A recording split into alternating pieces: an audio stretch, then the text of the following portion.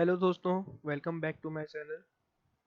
आज की इस वीडियो में मैं आपको बताऊंगा कि गीक्स फॉर गीक्स वेबसाइट को हम किस तरह से यूज़ करें कि जिससे आपको मैक्सिमम आउटपुट मिल सके। एक्चुअल में होता क्या है, जब न्यू बिगनर्स जब स्टूडेंट्स गीक्स फॉर गीक्स खोलते हैं तो उन्हें लगता है कि इतना सारा चीज़ें हैं, तो किस तरह से हम लोग को स्टार्ट करना चाहिए और किस तरह से हम लोगों को प्लेसमेंट के लिए तैयारी करनी चाहिए, गेट की प्रिपरेशन करनी चाहिए। तो गीक्स फॉर गीक एक बहुत बड़ा पोर्टल है कंप्यूटर साइंस स्टूडेंट्स के लिए। इसके अंदर आपको हर चीज़ के कंप्यूटर साइंस से रिलेटेड ट्यूटोरियल्स मिल जाएंगे, हर हर डिफरेंट टॉपिक्स के। और आप कोडिंग अच्छे से सीख सकते हैं, काफ़ी अच्छे से आप लोग इसमें प्रैक्टिस कर सकते हैं। इसके अंदर हर टाइप के क्वेश्चन मिल जाएंगे जो कि नॉर्मली किसी भी अच्छी कंपनीज में जो भी क्वेश्चंस पूछे जाते हैं, कोडिंग क्वेश्चंस पूछे जाते हैं, वो आपको बहुत ही अच्छे से इसके अंदर सॉल्यूशन दे रखा है। तो वो मैं आपको पूरा शुरुआत से बताता हूँ कि किस तरह से हम लोग इसको पढ़ें। ठीक है, तो इस वीडियो को आप पूरा एंड तक देखिएगा जिससे आपको पूरा समझ में आ जाए। तो स्टार्ट करते हैं हम लोग। तो देखिए, अगर आप बिगनर है, अगर आपको अभी स्टार्ट किया है आपने कोडिंग करना, आपको अगर जानना है कि आप चाहते हैं कि हम किस तरह से जो भी डिफरेंट प्लेटफॉर्म्स होते हैं, डिफरेंट कोडिंग प्लेटफॉर्म्स होते हैं, उसमें हम लोग किस तरह से अच्छा कर सकते हैं। तो सबसे पहले तो ज़रूरी है कि आप कोई एक पर्टिकुलर लैंग्वेज सीखें। आई मीन, अगर आप किसी भी ऑनलाइन प्लेटफॉर्म पे कोडिंग करना चाहते हैं तो उसके लिए एक लैंग्वेज की ज़रूरत पड़ती है। जैसे कि मैं अब आपको बताऊं कि एक सी लैंग्वेज होती है। सी लैंग्वेज सबसे बेसिक लैंग्वेज है और सबसे इम्पोर्टेंट भी। तो पहले तो हम लोग को एक सी लैंग्वेज या फिर सी प्लस प्लस, बस इसके अंदर थोड़ा बहुत एक्स्ट्रा चीज़ें, और हमें एक लाइब्रेरी मिल जाती है जिसका नाम है HTL। ठीक है, तो हम वो भी यूज़ कर सकते हैं। तो हमें एक लैंग्वेज पर्टिकुलर चूज़ करनी चाहिए और उसको सीखना चाहिए। वो आपके ऊपर डिपेंड करता है कि आप किस में कंफर्टेबल है, सी प्लस प्लस, जावा। तो आप किसी को भी सीख सकते हैं। तो सबसे पहले एक लैंग्वेज सीखने के लिए हम, मान लीजिए, सबसे पहले सी प्लस प्लस पे क्लिक कर देते हैं। तो मैं आपको जैसे जैसे बता रहा हूँ आप वैसे वैसे फॉलो करेंगे तो आप काफ़ी अच्छे से प्रिपरेशन कर पाएंगे। तो सबसे पहले यहाँ पे सी है, सी प्लस प्लस। काफ़ी अच्छे से पूरा जितना भी इसके अंदर जो भी दिया हुआ है, मैं उसको एक बार अच्छे से थ्योरी अच्छे से इसको पढ़ लूँगा। ठीक है, मैं इस पर जो भी टॉपिक्स दिए हुए हैं, बिगनिंग लेवल से C versus C plus plus, reference variable and all, ठीक है, मैं इसके अंदर सारी चीज़ें पढ़ूंगा। अच्छा, ये तो केवल थ्योरेटिकल पार्ट हुआ। इसके अंदर आप कोडिंग नहीं सीखेंगे कि किस तरह से आप क्वेश्चन सॉल्व कर रहे हैं। इसके अंदर आप बस ये सीखेंगे कि सी प्लस प्लस में थ्योरेटिकल नॉलेज आप गेन कर पाएंगे कि क्या क्या इसके अंदर इनहेरिटेंस क्या होता है, डिफरेंट जो भी ऊप्स के कंसेप्ट हैं, classes, object, oops, object oriented programming skills. Okay, तो ये सब आप काफ़ी अच्छे से सीख जाएंगे यहाँ से। उसके बाद ये सब सीखने के बाद फिर आपके पास एक नॉलेज की, एक पर्टिकुलर लैंग्वेज की नॉलेज आने के बाद, उसके बाद आपको स्टार्ट करना चाहिए डेटा स्ट्रक्चर। अच्छा, डेटा स्ट्रक्चर क्या होता है? डेटा स्ट्रक्चर एक तरीके से कंप्यूटर साइंस की एक बेस है जिससे आप कोडिंग करते हैं। जो भी आप कोडिंग करते हैं तो उसके अंदर कोई डेटा स्ट्रक्चर जरूर पड़ती है। डेटा स्ट्रक्चर जैसे मैं आपको बता दूं, एक अरे, stack, Q, linked list, binary tree, ये सब काफ़ी इंपॉर्टेंट डेटा स्ट्रक्चर्स हैं। ठीक है, ये अगर आप कहीं भी किसी भी कोडिंग इंटरव्यू में बैठेंगे या फिर किसी भी कोडिंग कंपनी में जिसमें कोडिंग टेस्ट होता है तो उसके अंदर बहुत ही ज़्यादा इंपॉर्टेंट है। तो मैं आपको बताता हूँ किस तरह से आपको फॉलो करना चाहिए।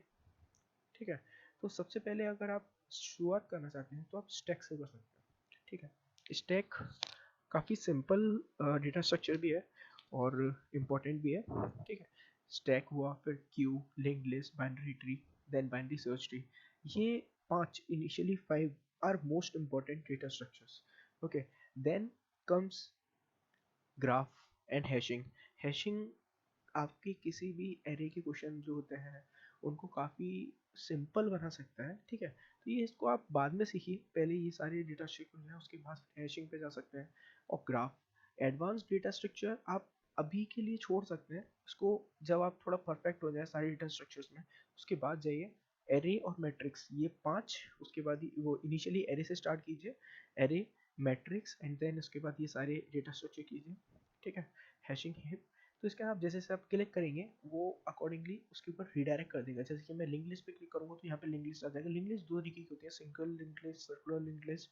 ठीक है, तो पहले सिंगल लिंक लिस्ट कर सकते हैं। सर्कुलर लिंक लिस्ट आप इसको बाद के लिए छोड़ सकते हैं, पहले बाकी डेटा स्ट्रक्चर पे फोकस करना जरूरी है। ठीक है, तो बाकी डेटा स्ट्रक्चर जब आपके हो जाए उसके बाद आपको क्या करना है, उसके बाद यहाँ पे देख सकते हैं आप कि हर डेटा स्ट्रक्चर के बाद एक क्विज दे रखे है, quiz on linked list, coding practice, बाकी सारी मतलब जो भी है। तो इस तरह से आप क्या कर सकते हैं, आपने जो भी, जैसे आपने कोई भी डेटा स्ट्रक्चर सीखा, उसके आप क्विज पे क्लिक कर सकते हैं। जैसे मैं इस क्विज पे क्लिक करता हूँ तो इसके बाद क्या होगा, इसके अंदर जो भी डेटा स्ट्रक्चर सीखा उसके अकॉर्डिंगली यहाँ पर एक कोड लिखा होगा, और उसके उसके उसके लिए 5 ऑप्शंस होंगे। अगर आपके पास बेसिक नॉलेज अगर आपके आ चुकी है, आपने थ्योरेटिकल नॉलेज आपने गेन कर ली, तो उसके बाद आप इन आंसर्स को काफ़ी इजीली दे पाएंगे। ठीक है, तो ये ज़रूरी है कि आप ये सारे क्वेश्चन सॉल्व करें, इससे आपको ये पता चल जाएगा कि हाँ आपके इस टॉपिक पर ग्रिप आ चुकी है। ठीक है, तो ये आप यहाँ से कर सकते हैं। तो ये तो मैंने आपको बताया थ्योरेटिकल, लेकिन ज़रूरी क्या है, अगर आप कोई भी कोडिंग टेस्ट दे रहे हैं तो उसके अंदर प्रैक्टिस बहुत ज़रूरी है। अगर आप कोई भी कोडिंग टेस्ट दे रहे हैं तो उसके अंदर आप ऐसा नहीं कर सकते कि आपने थ्योरेटिकल बस केवल एक बार कोड पढ़ लिया और हो गया काम। आपको ज़रूरी है कि कोई भी कोड अगर आप देख रहे हैं तो उसको कोड करके देखना ज़रूरी है। जैसे मैं आपको बताता हूँ, जैसे आपने लिंक लिस्ट पे क्लिक किया, ठीक है, लिंक लिस्ट में रिवर्स अ लिंक लिस्ट, वैसे ये बहुत काफ़ी इंपॉर्टेंट क्वेश्चन है, काफ़ी इंटरव्यू में पूछा जाता है। तो रिवर्सल लिंक लिस्ट, तो आप सबसे पहले क्या करेंगे, क्वेश्चन अच्छे से रीड करेंगे, उसके बाद अपने अपना सॉल्यूशन खुद से मन में सोचेंगे कि क्या सॉल्यूशन आपको लगता है हो सकता है। ठीक है, अगर आपको लगता है कि हाँ ये सॉल्यूशन है, तो आप पहले किसी भी कंपाइलर में उसको कंपाइल करके देखिए। कंपाइलर मैं आपको सजेस्ट कर सकता हूँ, let's say Dev C plus plus, और जो भी अगर आप कंपाइलर यूज़ करना चाहते हैं, इवन आप ऑनलाइन कंपाइलर भी यूज़ कर सकते हैं। जस्ट लाइक आइडियन एक कंपाइलर है, वहाँ पे आप कोई भी लैंग्वेज सेलेक्ट करके उसमें लैंग्वेज करके ऑनलाइन आप उसका आउटपुट देख सकते हैं कि क्या आउटपुट है। ठीक है, तो आप ये सब चीज़ पहले प्रैक्टिस कीजिए, उसके बाद प्रैक्टिस करने के बाद अगर आपको लगता है कि अगर आपको नहीं आ रहा है, या फिर अ, आने के बाद भी अगर सॉल्व हो भी गया है, उसके बाद भी आपको उसका सॉल्यूशन देखना चाहिए। सॉल्यूशन क्यों देखना चाहिए, क्योंकि इसके अंदर काफ़ी, आपको लगता है आपने सॉल्व कर लिया है, बट हो सकता है उसका सॉल्यूशन काफ़ी मतलब लेस टाइम कॉम्प्लेक्सिटी में भी हो सकता है, ये भी पॉसिबल है। तो फिर आप उसका सॉल्यूशन देखिए। ठीक है, अगर उसका सॉल्यूशन आपका सॉल्यूशन मैच कर रहा है बेस्ट टाइम कॉम्प्लेक्सिटी में, तो बेटर है, वरना उसके बाद आप सॉल्यूशन देखकर उसके की पॉइंट्स अपनी किसी नोटबुक में आप लिख सकते हैं, जिससे ये फर्दर अगर आप कभी रिवीजन करें तो फिर आपको बहुत बेनिफिट हो सकता है उससे। ठीक है, तो ये मैंने बताया कि कोई भी कोड आप जैसे देख रहे हैं यहाँ पे कोड है, उसका सॉल्यूशन है। अगर आपको डिफरेंट लैंग्वेज में भी सिलेक्ट करना है, अगर आप जावा में सीख रहे हैं तो आप जावा सेलेक्ट कर सकते हैं, पाइथन सेलेक्ट कर सकते हैं, वो डिफरेंट लैंग्वेज के बेसिस पे उन्होंने सॉल्यूशन दे रखे हैं। ठीक है, तो ये तो मैंने आपको बताया कि सबसे पहले लैंग्वेज सीखिए, लैंग्वेज सीखने के बाद डेटा स्ट्रक्चर सीखिए। डेटा स्ट्रक्चर में ये सारी डेटा स्ट्रक्चर है जो मैंने बताया, पहले आप उसको फॉलो कीजिए। ठीक है, अब डेटा स्ट्रक्चर होने के बाद उसके बाद हम लोग आते हैं एल्गोरिथम्स पर। एल्गोरिथम्स में क्या होता है कि इसके अंदर सबसे पहले तो analysis of algorithm is most important thing, मतलब हम लोग को ये पता होना चाहिए कि कोई भी एल्गोरिथम की टाइम कॉम्प्लेक्सिटी, स्पेस कॉम्प्लेक्सिटी क्या होती है, और किस ऑर्डर में कोई एल्गोरिथम सॉल्व हो रही है, बिग ओ ऑफ एन, और मतलब इस टाइप से काफ़ी सारी चीज़ें होती हैं। ठीक है, तो आप वो सब चीज़ सीख सकते हैं। उसके बाद ये एनालिसिस में काफ़ी सारी चीज़ें आती है, ज़ोमेटिक analysis and worst average case, ये सब चीज़ काफ़ी इंपॉर्टेंट है, आप ये सब सीखें। ठीक है, ये सबसे पहले पढ़ने के बाद उसके बाद आती है sorting algorithm and searching algorithm. Sorting is most important thing in computer science.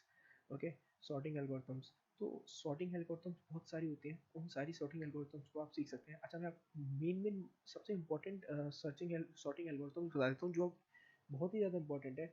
हर किसी भी अगर आप कोडिंग इंटरव्यू दे रहे हैं तो मोस्ट प्रोबेबली वो क्वेश्चन आपको पूछे जाने के चांसेस रहते हैं।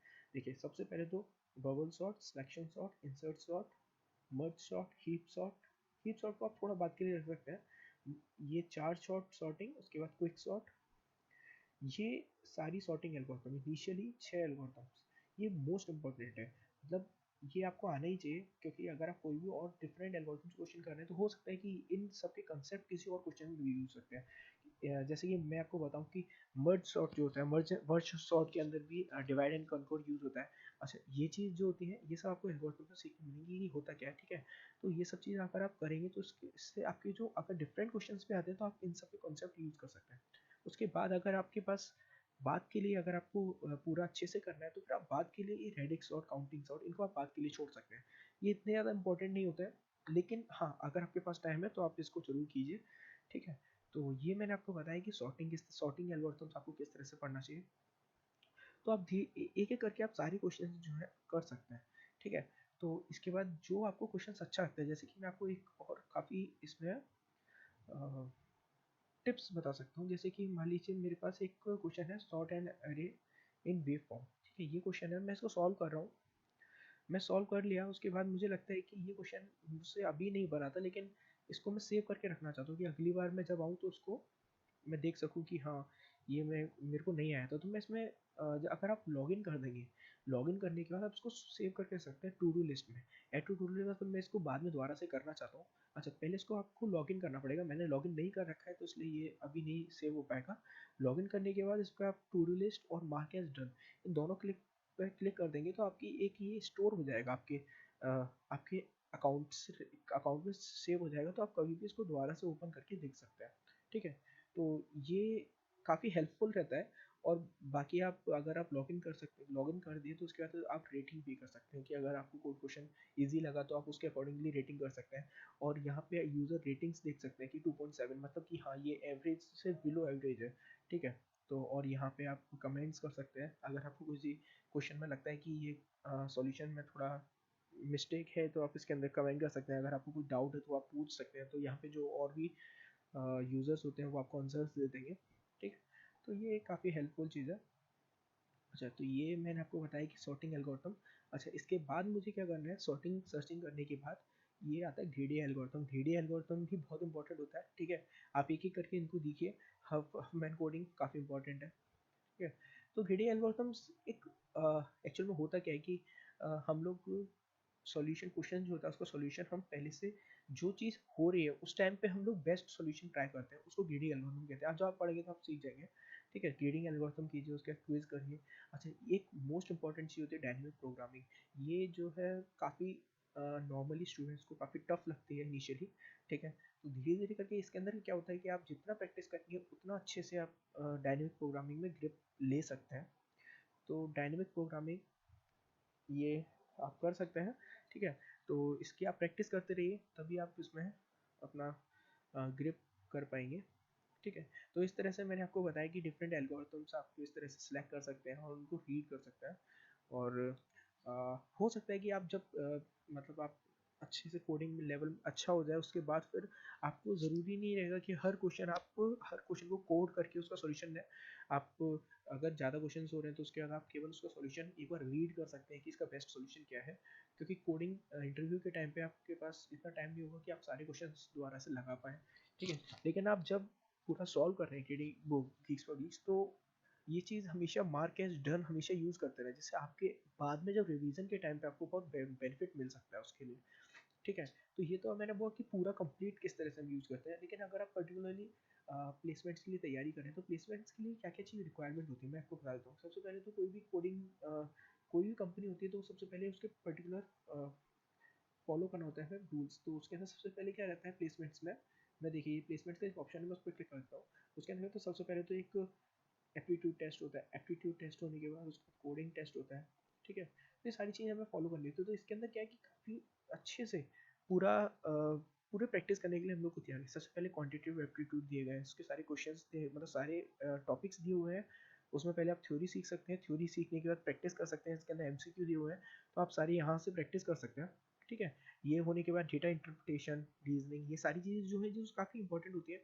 उसके बाद आता है computer science and programmings. Programmings में मैंने आपको सब कुछ बता ही दिया ऑलरेडी कि किस तरह से हम फॉलो करते हैं सी लैंग्वेज, डेटा स्ट्रक्चर, एल्गोरिथम्स। ठीक है, लेकिन इसके अंदर इसके अलावा भी जब वो होता है हमारा इंटरव्यू होता है तो उसके अंदर हम लोग से DBMS, operating system, computer networking, ये 3 टॉपिक काफ़ी इंपॉर्टेंट होते हैं, ये हमसे पूछे जाते हैं। तो इनकी नॉलेज होना भी बहुत ज़रूरी है।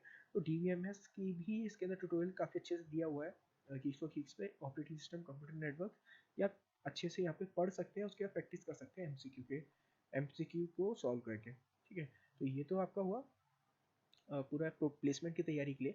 अच्छा, इसके अंदर आप प्लेसमेंट्स के, अगर आपको हो सकता है कि आप किसी पर्टिकुलर कंपनीज की तैयारी कर रहे हो, अगर आपके कैंपस में कोई पर्टिकुलर कंपनी आ रही है तो फिर अगर आप उसकी तैयारी के लिए करना चाहते हैं तो आप सिंपली यहाँ पे गूगल सर्च कर सकते हैं। ठीक है, यहाँ पे आपको जैसे मान लीजिए मेरे मेरे कॉलेज में अमेजन आ रही है और मैं अमेजन के लिए पढ़ाई कर रहा हूँ, अमेजन के लिए देखना चाहता हूँ कि लास्ट अमेजन के क्या क्या सेट्स रहते हैं, अमेजन किस तरीके से क्वेश्चन पूछती है। तो मैं यहाँ पे सिंपली सर्च करूँगा अमेजन। ठीक है, मैं अमेज़न सर्च किया तो आप देख सकते हैं अमेज़न के काफ़ी सारे यहाँ पे इंटरव्यू एक्सपीरियंस आ गए। तो मैं सिंपल यहाँ पे इंटरव्यू एक्सपीरियंस ओपन करूँगा यहाँ से, जैसे मान लीजिए सेट 228। तो आप देख सकते हैं यहाँ पे किसी ना किसी स्टूडेंट ने जो इंटरव्यू दिया होगा उसका उसका पूरा सॉल्यूशन दे रखा है कि राउंड वन में क्या पूछा था, राउंड टू में क्या पूछा था। ठीक है, इस तरह से काफ़ी सारे उसके क्वेश्चंस दिए हुए हैं, और आप जब आप अच्छे से देखेंगे, आप अगर इंटरव्यूज के क्वेश्चंस देखेंगे तो आपको लगेगा कि जो क्वेश्चंस इंटरव्यू पूछे गए हैं वो ऑलरेडी आप गिग्स पर सॉल्व कर चुके हैं। मतलब क्वेश्चंस मेनली रिपीट करते हैं गिग्स से। इवन अमेजन के क्वेश्चंस तो हमेशा लगभग जो क्वेश्चन गीक्स पे अवेलेबल है वही क्वेश्चन अमेजन पे पूछा जाता है। केवल अमेजन पे ही नहीं, काफ़ी बड़ी बड़ी कंपनीज में जो क्वेश्चंस पूछे जाते हैं वो सब गीक्स से ही रहता है। ठीक है, तो आप यहाँ से आप देख सकते हैं उसका सॉल्यूशन। अगर आपको पढ़ना है किसी भी क्वेश्चन को तो यहाँ पे क्लिक करेंगे तो उस क्वेश्चन पर रिडायरेक्ट कर देगा। ठीक है, तो ये हुआ आपका इंटरव्यू एक्सपीरियंस। इंटरव्यू एक्सपीरियंस अगर आपको पर्टिकुलरली अलग से कंपनी वाइज खोलना है तो यहाँ पे इंटरव्यू पे क्लिक करेंगे आप। तो इंटरव्यू के अंदर आप देखिए सारी कंपनीज, काफ़ी सारी कंपनीज के यहाँ पे इंटरव्यू एक्सपीरियंस दिए हुए हैं। आप कोई भी कंपनी सेलेक्ट कीजिए। ठीक है, कंपनी सेलेक्ट करने के बाद आपको वहाँ पे सारी interview experience, I am sorry, interview experience मिल जाएंगे। आप उस पर क्लिक करके आप उसके बारे में पढ़ सकते हैं अच्छे से। ठीक है, तो ये हुआ आपका इंटरव्यू एक्सपीरियंस। अब यहाँ पे क्या बचता है, लगभग मैंने काफ़ी सारी चीज़ें कवर कर दी है। यहाँ पे मिसलेनियस जॉब्स आप इस पर क्लिक करके भी बाकी चीज़ें एक्सप्लोर कर सकते हैं।